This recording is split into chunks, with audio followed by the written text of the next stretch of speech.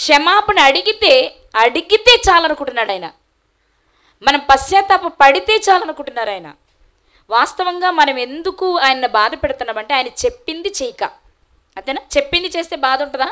అంత భయంకరమైన వ్యక్తిత్వం కలిగిన ఆయన జీవితంలో రావలసిన నష్టమే వాయిదా వేస్తే నిజంగా నువ్వు మారు మనసు పొందితే నిన్ను క్షమించరా?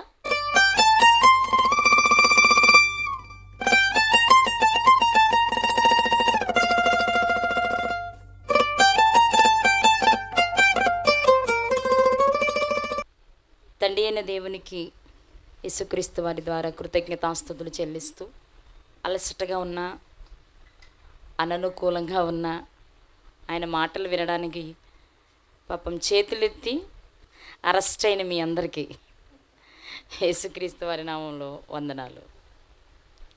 నేను ఎక్కువ టైం విసిగించనులే, కొన్ని మాటలు మనం మాట్లాడుకుందాం. దేవుడు చాలా బాధపడుతున్నారు అనే విషయం కదా మనం నేర్చుకున్నాం. కన్న తండ్రి ప్రేమ ఎంతలా ఉంటుంది అనడానికి చాలా ఎగ్జాంపుల్స్ చెప్పారు తమ్ముడు. యోసేపు గారు వెళ్ళిపోయినప్పుడు చనిపోయారు అనుకుని యాకోబు గారు పడిన వేదన, యెఫ్తా గారు మొక్కుకున్న మొక్కుబడి ప్రకారం తన కుమార్తె ఒక్కతే, మగపిల్లలు కానీ ఆడపిల్లలు కానీ ఇంకెవరు లేనప్పుడు ఆయన పడిన వేదన, దుర్మార్గుడైన కుమారుడైన అబ్షాలోము గారు చనిపోయాడన్న వార్త వినగానే ఆ తండ్రి పొందిన వేదన చూసినప్పుడు ఒక తండ్రి ఎంత బాధపడతాడో మనం అర్థం చేసుకున్నాం.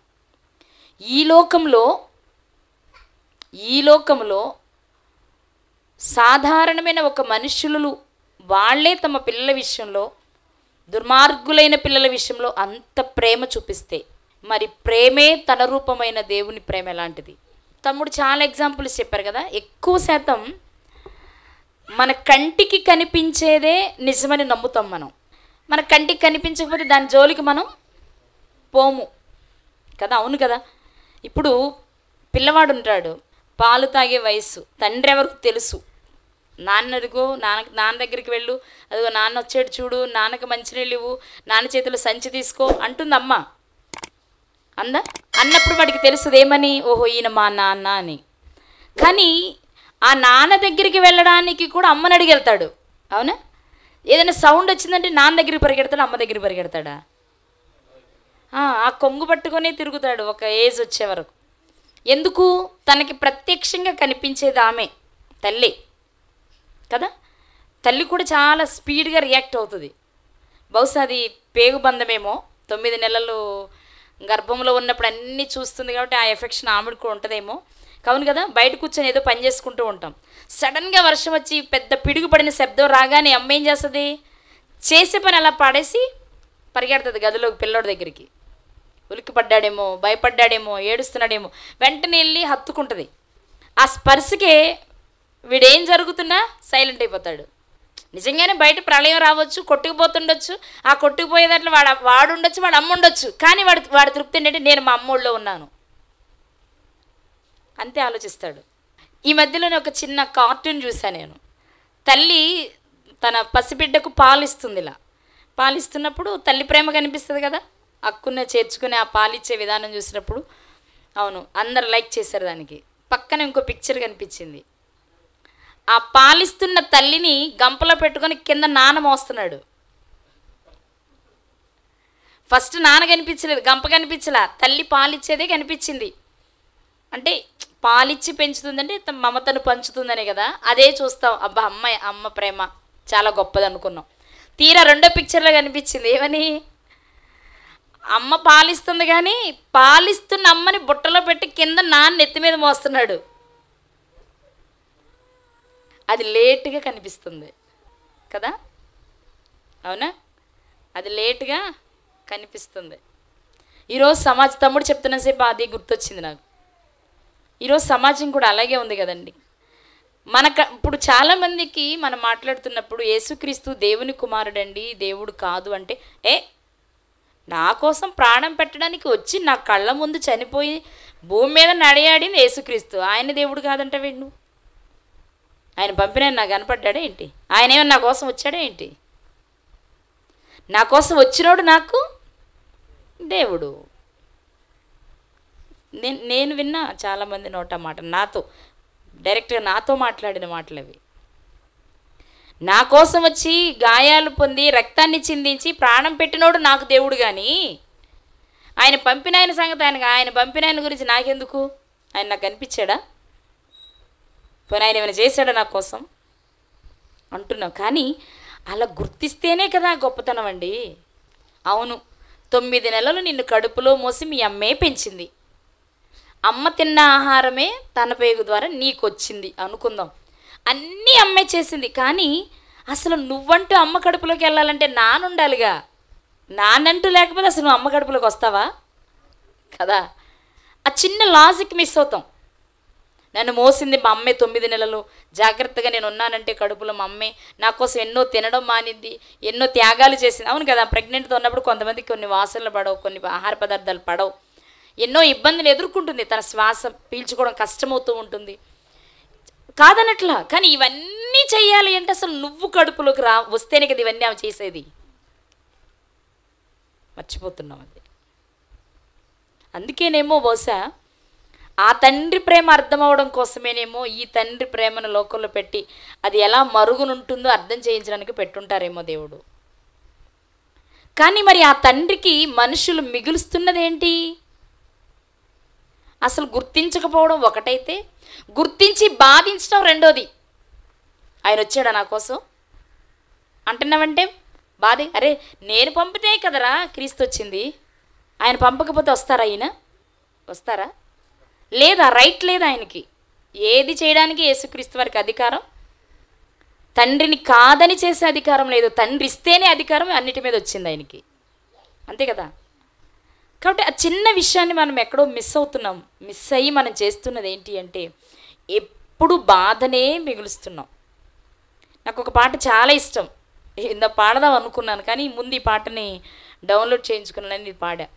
నిన్ను కన్న పరమ తండ్రి నిన్ను చూసి నొచ్చుకునేనా అనే పాట ఒకటి ఉంది. చాలా అద్భుతంగా ఉంటుంది.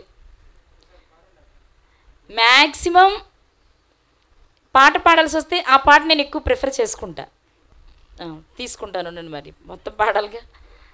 చాలా ఇష్టం నాకు. అంటే ఫీల్ అయి పాడితే మాత్రం నిజంగా ఆయన పడుతున్న బాధ ఏంటో చాలా బాగా వర్ణించాడు రైటర్ ఆ పాటని. పాడుకుందాం. నిన్ను కన్నా పరమ తండ్రి నిన్ను చూసి నొచ్చుకొనేనా, నిన్ను నన్ను కాచిన కన్నే కన్నీటితో తడిసెనా, మాటే వినని మనసే మారని మన బ్రతుకులు తను చూసి విలాపించెనా, తన ఆశే తీర్చలేని నిన్ను చూసి కన్నీరే ఒలికించెనా ఒలికించెనా. కన్న తండ్రి కంట నీరు నీకు నాకు క్షేమమా, బాధ తీర్చు బాధ్యతే నీది నాది మిత్రమా. కన్న తండ్రి కంట నీరు నీకు నాకు క్షేమమా, బాధ తీర్చు బాధ్యతే నీది నాది మిత్రమా. నిన్ను కన్నా పరమ తండ్రే నిన్ను చూసి నొచ్చుకొనెనా. విశ్వమంతా సృష్టించి తన పోలిక నీకిచ్చిన చెప్పలేని ప్రేమ నీపై ఆ తండ్రికున్నది. విశ్వమంతా సృష్టించి తన పోలిక నీకిచ్చిన చెప్పలేని ప్రేమ నీపై ఆ తండ్రికున్నది. దేవుడే లేడంటూ తన ఉనికినే ప్రశ్నిస్తే, దేవుడే లేడంటూ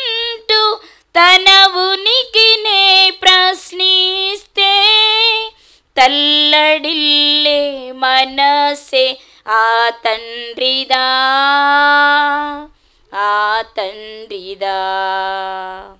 కన్న తండ్రి కంట నీరు నీకు నాకు క్షేమమా, బాధ తీర్చు బాధ్యతే నీది నాది మిత్రమా. మొదటి వచనంలో భావం ఏంటంటే విశ్వమంతా సృష్టించింది దేవుడే కదా. దేవుడైనా మీరు ఎవరైనా ఏమైనా చేశారు? అందులో విశ్వమంతా సృష్టించేసి అందులో నిన్ను పంపాలనుకున్నప్పుడు తన పోలికనిచ్చి నిన్ను పంపించారు. వచ్చిన నీవు, ఆయన పోలిక కలిగిన నీవు ఆయనను ప్రేమిస్తూ ఆయనను ఘనపరుస్తూ ఆయనను ప్రపంచానికి కనుపరిచేలా బ్రతకాలని కోరుకున్నాడు. కానీ నువ్వేం చేస్తున్నావు? అసలు దేవుడే నిన్ను చూస్తే ఎదుటివాడికి దేవుడు ఉన్నాడని అర్థం కావాలి. కానీ నీ మాట విన్నా, నీ క్రియను చూస్తున్నా ఎదుటివాడు ఏమంటున్నాడంటే అబ్బే దేవుడు ఎక్కడ ఉన్నాడండి, అసలు దేవుడే. అరే ఇంతెందుకు చేశాను మరి నేనే లేనని చెప్పుకుంటున్నప్పుడు భూమి మీద ఈ సృష్టి అంతా ఎవరు చేశారు? ఈ సృష్టిని ఎవరు నడిపిస్తున్నారు అని ఆ తండ్రి మనసంట ఏమైపోతుంది? తల్లడిల్లిపోతుందట. అర్థమైందా? ఏదన్నా చిన్న సన్నివేశం రాగానే అమ్మ దగ్గరికి వెళ్ళి నాన్న ఆయన ఎక్కడున్నాడమ్మా అనగానే పక్క గదిలో ఉన్న నాన్న మనసు ఎలా ఉంటుంది చెప్పండి? ఎలా ఉంటుంది? అలాగే ఉంది ఇప్పుడు దేవుని పరిస్థితి కూడా. నిన్ను కని నిన్ను పెంచుతూ నీ అవసరాలు తీరుస్తూ నీ ఆనందానికి ఏదవసరమో వాటిని అందిస్తున్న దేవుణ్ణి మరచిపోయి ఆయన మనస్సుని నొప్పిస్తున్నాం, మనం నొచ్చుకుంటున్నారు ఆయన కదా. ఇది మొదటి వచనం. అన్నీ ఇచ్చి తన రూపం ఇచ్చి నిన్ను పంపిస్తే నువ్వేమంటున్నావు? అసలు దేవుడే. ఏమంటున్నారు? మీరు అనుకుంటారు మేము అనట్లేదు కానీ దేవుడే లేడని అన్ని నోటు తనడం అన్న కరెక్ట్ ఏమో కానీ చేతల్లో చూపిస్తున్నాం మనం అసలు లేనట్టు. మనం అబద్ధం ఆడేటప్పుడు దేవుడు ఉన్నాడు అనుకుంటే అబద్ధం ఆడతామా? ఏమైనా ఆడతామా? దేవుడు ఉన్నారు, చూస్తున్నారు, నన్ను శిక్షిస్తారంటే అబద్ధం ఆడతామా? దొంగతనం చేస్తామా? మోసం చేస్తామా? ఆయన సమయాన్ని దొంగిలిస్తామా? ఆయనకి ఇవ్వవలసిన వాటిని దోచుకుంటామా? మరి ఇవన్నీ చేస్తున్నామంటే ఆయన ఉన్నాడు అనుకుని చేస్తున్నామా, లేరనుకుని చేస్తున్నామా? చెప్పండి గట్టిగా ఒకసారి. అంటే దేవుడు లేడనేవాడే బెటర్, నోటితో మాత్రమే అంటున్నాడు వాడు. మనం ఏం చేస్తున్నాం? నోటితో అన్నట్లా చేతల్లో చూపిస్తున్నాం. వాడికంటే మనం టూ డేంజర్. అందుకే మనల్ని చూసి ఆయన చాలా తల్లడిల్లిపోతున్నాడండి. అర్థమైందన్నమాట? మనల్ని చూసి ఆయన చాలా తల్లడిల్లిపోతున్నాడు. ఓకేనా? రెండవ వచనం పాడతాను వినండి. పాపమంటే నచ్చని, నేరమంటే గిట్టని, స్వచ్ఛమైన హృదయమే ఆ తండ్రికున్నది. పాపమంటే నచ్చని, నేరమంటే గిట్టని, స్వచ్ఛమైన హృదయమే ఆ తండ్రికున్నది. పాపమే లోకమై నువ్వు బ్రతుకుతూ ఉంటే, పాపమే లోకమై నువ్వు బ్రతుకుతూ ఉంటే, గాయమైన హృదయమే ఆ తండ్రిదా, ఆ తండ్రిదా. కన్న తండ్రి కంట నీరు నీకు నాకు క్షేమమా, బాధ తీర్చు బాధ్యతే నీది నాది మిత్రమా. నిన్ను కన్నా పరమ తండ్రే నిన్ను చూసి నొచ్చుకొనేనా. ఎందుకు దేవుడు నొచ్చుకుంటున్నారో రెండో విషయం చెప్తున్నారు ఆయన. ఆయనకు పాపం అంటే నచ్చదు, నేరం అంటే గిట్టదు. అసలు ఆయనలో మచ్చే క్రీస్తు వారిలోనూ లేదు, తండ్రిలోనూ. తండ్రి ఎవరు? పరిశుద్ధుడు. ఎలాంటి పరిశుద్ధుడు? పరిపూర్ణమైన పరిశుద్ధుడు. ఆయనకేమో పాపం అంటే నచ్చదు, కానీ మనకి లోకమే పాపం, పాపమే లోకం. డొల్లుతున్నాం దేనిలో? ఆయనకేమో ఒక పాపం చేస్తేనే నచ్చదు, మనమేమో పాపాన్నే ఆహారంగా పాపాన్నే పానీయంగా అనుభవిస్తున్నాం. అప్పుడు మరి మనల్ని చూసి ఆయన ఏమనుకుంటారు చెప్పండి? చెప్పరేంటండి? సహజం. ఎక్కడైనా సరే ఏ తల్లిదండ్రుల విషయమైనా మీరు గమనించండి, తండ్రి చాలా తక్కువ మాట్లాడతాడు అనుకోండి, పిల్లోడు ఎక్కువ వాగుతున్నాడు అనుకోండి, ఆ తండ్రి ఏమంటాడు తెలుసా? వీడు నా కడుపు నెల పుట్టాడు, నేనేమో సైలెంట్, వాడేమో వాగుడుకాయ. అంటే తండ్రి ఎలాంటి వాడో పిల్లలు అలా కావాలని కోరుకుంటాం, అవునా కదా? తండ్రి మందు తాగడు, పేకాడడు, సిగరెట్ తాగడు, కానీ వీడు 15 ఏళ్ళకి అన్నీ మొదలు పెడతాడు. అప్పుడు ఎలా ఉంటుంది తండ్రి? వెరీ గుడ్, శబాష్ నానా, నేను చెయ్యింది నువ్వు చేస్తున్నావురా మై సన్, నా పేరు నిలిపా అంటాడా? తింటరా, నాకు అసలు అలవాటు వాసనే పడదు, నీకు ఎక్కడి నుంచి వచ్చినాయి? ఎందుకంటాడన్నమాట? తాను ఎలాంటి వాడో తన పిల్లలు అలాంటి వారు కావాలని దేవుడు కోరుకున్నాడు. మరి దేవుడు పరిశుద్ధుడు, పాపం ఆయనకి నచ్చదు. మరి మనం చెప్పరేంటండి?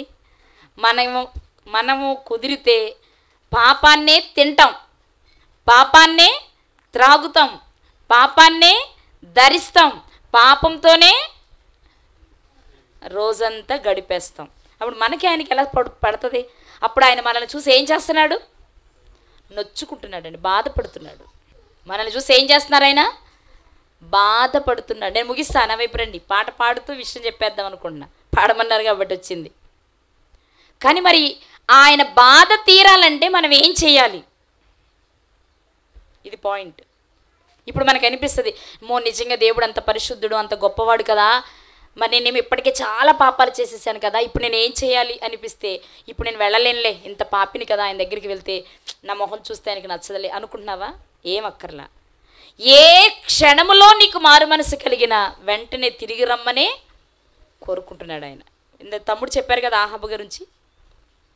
భయంకరమైన రాజు ఎవరంటే అహాబు.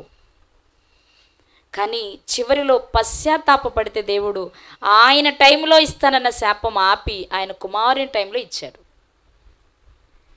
అంత భయంకరమైన వ్యక్తిత్వం కలిగిన ఆయన జీవితంలో రావలసిన నష్టమే వాయిదా వేస్తే, నిజంగా నువ్వు మారు మనసు పొందితే నిన్ను క్షమించరా? నీకోసమే కదండి ఆయన చేతులు చాచేది. లోబడనొల్లని వారి వైపు దినమెల్లా చేతులు చాచి పిలుస్తున్నాడు ఆయన. ఎవరికి? లోబడిన వాళ్ళని రమ్మని కాదు, లోబడనొల్లని వారిని. ఆయన అలాంటి వారిని కోరుకున్నాడు కాబట్టి తన కుమారుని అలాంటి వారి కొరకు పంపించాడు. అందుకే యేసుక్రీస్తు వారు వచ్చి చెప్పింది ఏంటి? నేను పాపుల కొరకే వచ్చాను, నీతిమంతుల కొరకు నేను రాలేదు. క్షమాపణ అడిగితే చాలనుకుంటున్నాడు ఆయన. మనం పశ్చాత్తాప పడితే చాలనుకుంటున్నారు ఆయన. వాస్తవంగా మనం ఎందుకు ఆయన బాధ పెడుతున్నామంటే ఆయన చెప్పింది చేయక. అంతేనా? చెప్పింది చేస్తే బాధ ఉంటుందా? మనం ఆయన చెప్పింది చేయలే. ఏం చెప్పారు ఆయన? ఇదిగో భూమి మీదకి వెళ్ళిన తర్వాత మీరు నా కొరకు ఫలించాలి. ఏం చేయాలి? నా కొరకు మీరు ఫలించాలి. ఫలించే విషయంలో ఫెయిల్ అయ్యారు ప్రారంభపు కాలంలో మనుషులు. వివాహాలు చేసుకోమన్నాడు దేవుడు. ఎందుకు చేసుకోమన్నారు? పిల్లల్ని కనాలి, ఆ పిల్లల్ని దేవుని కొరకు పెంచాలి. మరి వీళ్ళేం చేశారు? దేవుని కొరకు పిల్లల్ని పెంచడానికి పెళ్ళిళ్ళు చేసుకోవాలి, మనసుకు నచ్చిన అమ్మాయిలను చూసుకొని పెళ్ళిళ్ళు చేసుకున్నారు. బాధ కలిగింది దేవునికి. అప్పుడే మొట్టమొదటిసారి తన మనస్సులో నొచ్చుకున్నారు ఆయన. చూద్దామా మాట ఒకసారి. ఆదికాండము 6వ అధ్యాయం. ఆదికాండము 6వ అధ్యాయము 5-6 వచనాలు. నరుల చెడుతనము భూమి మీద గొప్పదని. ఏది గొప్పది ఇంతకీ? చెడుతనంలో కూడా గొప్పతనం ఉంటుందా? అట చెడిపోయినోడలో కూడా గొప్పవాళ్ళం మరి మనం. భూమి మీద నరుల చెడుతనము గొప్పదనియు వారి హృదయము యొక్క తలంపులలోని ఊహంతయు ఎల్లప్పుడు కేవలం చెడ్డది మాత్రమే. మచ్చుకైనా ఒక్కటైనా మంచి అన్నది మనుషుల హృదయంలో లేదు. అది చూసిన దేవుడు చెప్తున్న మాట 6వ వచనంలో, తాను భూమి మీద నరులను చేసినందుకు యెహోవా సంతాపము నుండి తన హృదయంలో, అబ్బా ఎందుకు చేశానురా బాబు వీళ్ళని, ఎందుకంటున్నారా మాట? ఎందుకు చేశానురా అని, ఎందుకు కన్నానురా బాబు అని ఎప్పుడంటాం? వాడు మన పేరు నిలబెడితేనా? మనకు గౌరవం తెస్తేనా? సమాజంలో ఉన్నతంగా బ్రతికితే అంటామా వీడు ఎందుకు పుట్టాడు రా బాబు చెడిపోకుండా అని? కాదు, మన పేరు నిలబెట్టని రోజు, మన గౌరవాన్ని మంట కలిపిన రోజు మనం అంట వీడు నా కడుపుని ఎందుకు పుట్టాడు అని. ఇప్పుడు దేవుడు అంటున్నాడు భూమి మీద నరులను చేసినందుకు ఎందుకు చేశాను రా బాబు వీళ్ళని అని. అంటే ఇప్పుడు ఆయన ఇష్టాన్ని మనము నెరవేర్చట్లా, ఆయనకు మహిమను తేవట్లా, ఆయన గౌరవాన్ని పాడు చేశాం కాబట్టి ఎందుకు కన్నాను రా వీళ్ళని అనుకుంటున్నాడు. అనుకుని మొదటిసారి నొచ్చుకున్నాడట హృదయంలో, అబ్బా అనవసరంగా చేశాను వీళ్ళని. మొట్టమొదటి గుండెపోటు వచ్చింది ఆయనకే. అర్థమైందండి? హృదయంలో నొచ్చుకోవడం అంటే ఏంటి? గుచ్చుకుంది, గాయమైంది. హృదయానికి మనసు గాయమైనప్పుడు వచ్చే జబ్బేంటి మనుషుల్లో? Heart attack. అంతేనండి. ఏంటి ఇంత సడన్గా అంటే ఏదో కీసులాడుకున్నారంటే అండి, ఏదో పెద్ద మాట అన్నాడంట, ఆ మాట వినడానికి గుండెపోటు వచ్చిందంటే ఆగిపోయి చచ్చిపోయాడు. ఫస్ట్ హార్ట్ అటాక్ ఎవరికి వచ్చింది? ఎవరి వల్ల? అప్పుడు మొదలైందండి గుండెపోటు. పాపం ఆయన ఇప్పటికీ ట్యాబ్లెట్లు వేసుకుంటానే ఉన్నారు. అర్థమైందా మీకు? పోనీ ఇక్కడ గుండె నొప్పి ఒకటే, సరేలే పోన్లే మార్చుకుంటాడులే, మళ్ళీ నా కొరకు బ్రతుకుతారులే, నేను బాధపడుతున్నాను చూసైనా నా కోసం బ్రతుకుతారులే అనుకుంటూ వస్తే మరలా ఆయనకి ఏం మిగిల్చారు? ఇర్మియా గ్రంథంలో చూద్దాం మాట. యెషయా గ్రంథంలో చూసి ఇర్మియా గ్రంథం దగ్గరికి వెళ్దాం. యెషయా గ్రంథం 1వ అధ్యాయం 2వ వచనం మనందరికీ సుపరిచితమైన వచనం. యెషయా గ్రంథం 1:2. యెహోవా మాట్లాడుచున్నాడు, ఆకాశమా ఆలకించు, భూమి చెవియొగ్గుము, గొప్పవారినిగా చేసి తిని వారు నా మీద. మొదటిసారి ఆయనకి బాధపడ్డాడండి. నా వైపు వినండి, ముగిస్తున్నా నేను. మొదటిసారి ఆయన మనసుకి నచ్చింది, బాబు ఎవరికి చెప్పినా సిగ్గుచెట్టు, నీ పిల్లలు ఇలా ఉండటం ఏంటి అంటారేమో అని ఎందుకు వచ్చింది అని ఆ బాధ ఏదో ఆయనే మనసులో పడ్డాడు. కానీ మనోళ్ళు ఆగట్లా. చూసి చూసి తట్టుకోలేక ఎవరికొకరు చెప్తే కానీ నా గుండె బరువు తీరదనుకొని ఆకాశాన్ని భూమిని పిలిచి మొదలుపెట్టారు. చూడు ఆకాశమా, నేనేమైనా అన్యాయం చేశానా వీళ్ళకి? ఎంత చేశాను నేను? వీళ్ళు నన్ను ఎంత కాదనుకున్నా నేను వీళ్ళని ప్రేమిస్తూ వీళ్ళకి కావాల్సిన అవసరాలని తీరుస్తూనే వచ్చా, కానీ వీళ్ళు ఏం చేస్తున్నారు? నా మీద తిరగబడ్డారా అని పాపం భూమికి ఆకాశానికి అంటే పంచభూతాలకు చెప్పుకున్నాడు. మొదట తన హృదయంలోనే ఉంచుకున్నాడు, ఇప్పుడు పంచభూతాలకు చెప్పారు. వాళ్ళు కొంచెం ఓదార్చుంటారు, పోన్లే నాయన మరి నీ పిల్లలేగా ఏం చేస్తావులే, ఓర్చుకో కొంచెం, ఏం చేస్తావు మరి, అందరూ ప్రపంచంలో ఎవరైనా అలాగే ఉన్నారులే అని కొంచెం ఓదార్చారు. ఇంకొంచెం ముందుకు వచ్చేటప్పటికి ఇక వాళ్ళకి చెప్పిన లాభం లేదు, ఈసారి వాళ్ళు ఎక్కిరిస్తారు నన్ను. మొదటిసారి అయితే ఓదార్చారు, అంతే కదండి. మన ఇంటికి ప్రతిసారి పక్కింటికి వెళ్ళి చెప్తున్నాం అనుకోండి, మొదటిసారి బాగానే ఓదారుస్తారు, రెండోసారి కూడా కొంచెం పర్వాలా, మూడోసారి ఎప్పుడు ఉండేదేగా మళ్ళీ నా దగ్గరికి రావడం ఎందుకంటారు అనరా? ఎప్పుడు మీ పిల్లలు నిన్ను కొడతానే ఉంటారు కదా, వాళ్ళు కొత్త ఏముంది మళ్ళీ కొత్తగా వచ్చేవేంటి అంటారు. మూడోసారి మనకే సిగ్గు, అందుకే ఇక మనం పద్దాకి వెళ్ళాం. ఒకసారి 2 సార్లు చెప్తాం, ఇక మూడోసారి మనకే సిగ్గు, ఎవరికి చెప్పం. మరి అప్పుడు ఏం చేస్తాం? మనం ఏం చేస్తామో తెలవాలంటే ఆయన ఏం చేస్తాడో తెలుసుకోవాలి. ఇప్పుడు చూద్దాం ఇర్మియా గ్రంథం 13వ అధ్యాయము 17వ వచనం. ఇర్మియా గ్రంథము 13వ అధ్యాయము 17వ వచనంలో, అయినను మీరు ఆ మాట విననొల్లని ఎడల మీ గర్వమును బట్టి నేను చాటున ఏడుస్తాను. ఇప్పుడు లోపల ఉంచుకోలేను, బయట ఎవరికి చెప్పలేను. ఆ బాధ బయటకు పోవాలి అంటే కన్నీళ్ళు ఒకటే మార్గం. అందుకే కొంతమంది ఏడుస్తున్నప్పుడు మనం అంటాం, ఏడవనివ్వండి, ఊరుకోండి, ఓదార్చకండి, ఆ దుఃఖం అంతా పోతే చాలా రిలీఫ్ అవుతారంటాం. విన్నారా మీరు ఎప్పుడైనా? ఎవరైనా చనిపోయినప్పుడు భార్య కానీ పిల్లలు కానీ బాగా ఏడుస్తున్నప్పుడు కొంతమంది ఓదారుస్తూ ఉంటారు, పోన్లేండి అయిపోయింది ఏం చేస్తాంలే వదిలేయండి, పోన్లేండి మీరు చాలా మంచిగా ఓదారుస్తున్నప్పుడు కొంతమంది ఏమంటారు తెలుసా? ఏడవనివ్వండి, బాగా ఏడవనివ్వండి, ఆ దుఃఖం అంతా బయటకు వస్తే వాళ్ళు చాలా ఫ్రీ అవుతారు అంటాం. అర్థమైంది నా మాట మీకు? దేవుడు మొదట నొచ్చుకున్నారు తనలో తాను, బాధ బాగా ఎక్కువైంది. ఇప్పుడు ఇది బయటపడకపోతే ఏదో ఒకరోజు బర్స్ట్ అవుతుంది. అంటే దేవుడు కాబట్టి అనుకోవద్దు, మనుషుల భాషలో చెప్తున్నా మీకు. కాబట్టి ఆయన ఏం చేశాడంటే వెంటనే వచ్చి, భూమి ఒకసారి ఇట్రా, ఆకాశం ఒకసారి ఇట్రా, ఇదిగో మీకు తెలుసు కదా నేను ఎలా చేశాను, పిల్లల్ని ఎలా కన్నాను, ఎలా పెంచాను, ఎలా పెద్దవాళ్ళని చేశాను, ఎలా వాళ్ళకి అన్నీ ఇచ్చాను, అందరినీ కాదని నేను ఎలా చూశాను మీకు తెలుసు కదా. తెలుసు ప్రభువా.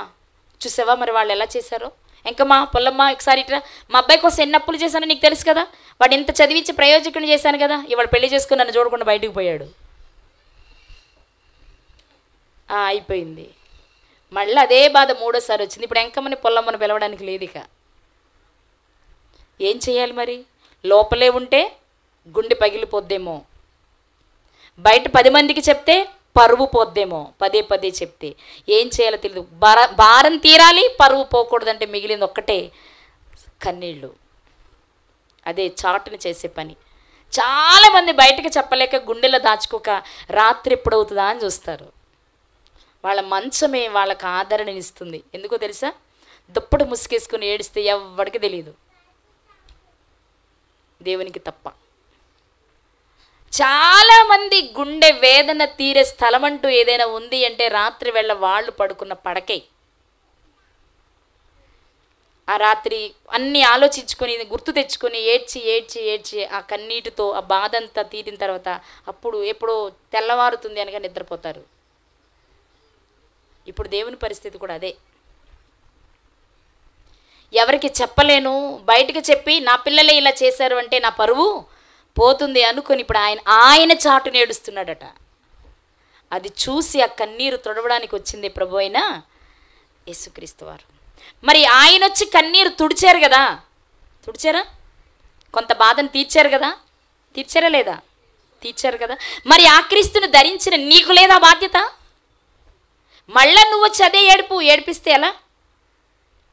నువ్వు చేయాల్సింది ఆయన కన్నీరు కొంతైనా తుడిచే ప్రయత్నం. అవునండి, ఎప్పుడైనా సరే గమనించండి మీరు, భర్త భార్యను బాగా కొట్టాడు అనుకోండి, పిల్లలు చూస్తుండగా భార్య ఏడుస్తుంది ఏం చేయాలో తెలియక. సహజంగా భార్యలు చేసే పని ఏంటి? తిరిగి ఆయన కొట్టినట్టు ఏం కొట్టదు. కొడితే ఎలా ఉండేదో మరి ప్రపంచం. కొట్టదు, కొట్టించుకుంటుంది, ఏడుస్తుంది కదా. అవసరమైతే పైన ఒకటి వేస్తున్న సేపు కింద బొంగను ఇంకోటి అరుస్తూ ఉంటుంది. ఈవిడ అరుస్తుంది కానీ తిరిగి కొట్టలేదు. స్త్రీ పరిస్థితి అది.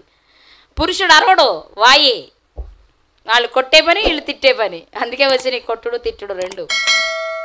వీళ్ళకి నోటి పని, వాళ్ళకి చేతికి పని.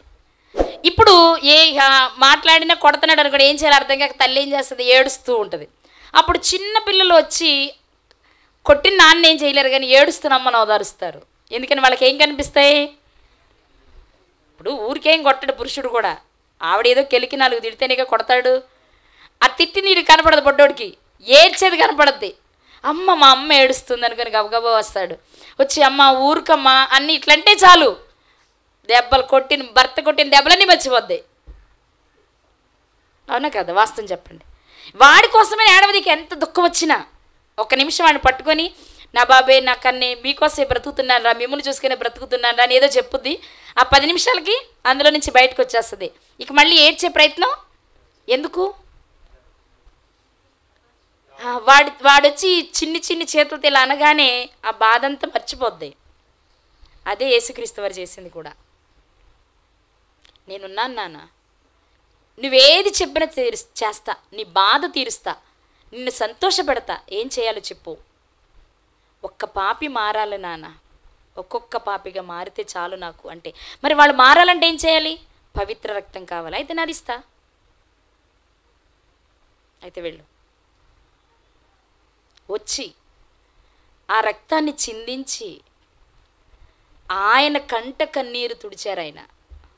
ఇప్పుడు మన రక్తం చిందించక్కర్లా, ఆయన చేసిన త్యాగాన్ని చెప్తే చాలు, మనం కూడా పరలోకపు తండ్రి కన్నీటిని తుడిచిన వారమే అవుతాం. కానీ ఆ పనే చేయట్లేదు కదండి మరి మనం. నీ కళ్ళ ముందు ఆయన కంటి నుండి 2 కన్నుల నుండి ధారగా నీరు ప్రవహిస్తుందని తెలిసి కూడా స్వార్థను ప్రకటించే పని నువ్వు చేయలేకపోతున్నావు. ఇక రక్తం చిందించాలంటే ఏం చిందిస్తావు? చెమటే చిందించలేని వాడివి. ఆలోచించండి, ఈరోజు ఎంత వేదన గురవుతున్నారో తెలుసా దేవుడు. ఒకనాడు అలా అయిపోయారని, ఇప్పుడు ఆయన బాధ ఏంటంటే, నా ప్రియకుమారుని పంపించి మాదిరి చూపించిన వీళ్ళకి ఇంకా అర్థం కావట్లా.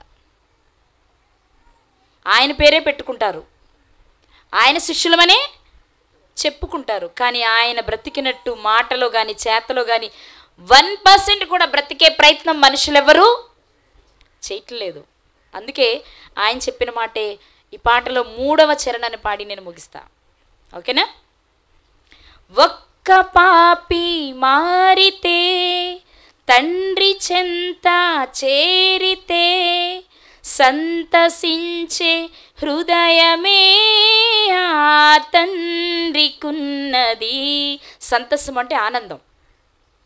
ఒక్క పాపి మారితే తండ్రి చెంత చేరితే సంతసించే హృదయమే ఆ తండ్రికున్నది. క్రీస్తు యేసుని జాడలో శుద్ధమైన బ్రతుకుతో, క్రీస్తు యేసుని జాడలో శుద్ధమైన బ్రతుకుతో కంట నీరు తుడువుమా ఆ తండ్రిది, నీ తండ్రిది. కన్న తండ్రి కంట నీరు కానే కాదు క్షేమము, బాధ తీర్చు బాధ్యతే చేపట్టు నేడు ధన్యము. కన్న తండ్రి కంట నీరు కాని కాదు క్షేమము, బాధ తీర్చు బాధ్యతే చేపట్టు నేడు ధన్యము. నిన్ను కన్నా పరమ తండ్రే నిన్ను చూసి నొచ్చుకొనెనా. ఈరోజు మనం చేయాల్సింది ఏంటి అంటే మనం మారాలి, మరొకరిని. అది జరిగిన రోజే ఆయన కంట కన్నీరు ఆగుద్ది. ఈలోపు మరియమ్మ గారి కంటి నుంచి నీరు వచ్చిందనో, యేసుప్రభు విగ్రహంలో నుంచి నీరు వచ్చిందనో, లేదా యేసుప్రభు విగ్రహంలో నుంచి రక్తం వచ్చిందనో పరిగెట్టడం కాదు నువ్వు చేయాల్సింది. వారి హృదయములో నుండి వస్తున్న వేదన. వాళ్ళకి ఇప్పుడు తండ్రి అయిన దేవునికి శరీరం లేదు కదా, ఇందా చెప్పారు తమ్ముడు, కడుపు అనే విషయం వచ్చినప్పుడు ఆ హృదయంలో నుండి వస్తున్న వేదనకు ప్రతిరూపమైన కన్నీరు తొడవలసిన బాధ్యత క్రీస్తును ధరించిన ప్రతి క్రైస్తవుడి మీద ఉంది. అయితే సువార్త ప్రకటించేటప్పుడు నువ్వు ఇష్టానుసారంగా ఉండి ప్రవర్తిస్తే లేక ప్రకటిస్తే అది ఆయనకి నచ్చదు. నువ్వు స్వచ్ఛంగా ఉండాలి, శుద్ధ హృదయంతో ఉండాలి. దేవుడు ఎలాంటి వారు?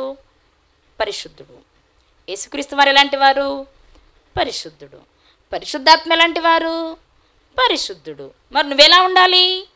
పరిశుద్ధంగా. నువ్వు లోపలంతా కల్మషం పెట్టుకొని పవిత్రమైన సువార్తను పట్టుకొని వెళ్ళినంత మాత్రాన ఆయన కంట నీరేమి నువ్వు తొడవు. నీ లోపల నిండి ఉన్నాయే దుర్గుణాలు, శరీర కార్యాలు, మలినాలు, అవి నువ్వు కడుక్కొని శుద్ధునిగా మారి అప్పుడు మరొకరికి అడిగే ప్రయత్నం చేస్తే అప్పుడు ఆయన కంట కన్నీరు ఆగుద్ది.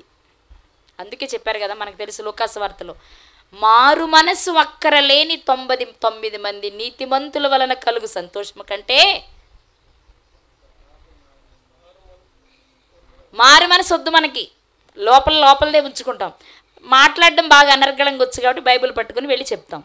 ఇది రైటా? అసూయ, ద్వేషం, కపటం, మోసం, వ్యభిచారం, దొంగతనం, అభిచారం, కలహాలు ఇవన్నీ విడిచిపెట్టి సమాధానముతో, నీతితో, మంచితనముతో మనము సువార్తను ప్రకటిస్తే అది పరలోకపు తండ్రికి సంతోషాన్ని ఇచ్చే పనండి. అప్పుడు ఒక కన్నీటి చుక్క నువ్వు తీర్చిన వాడివి. ఒక కన్నీటి చుక్క ఎన్ని?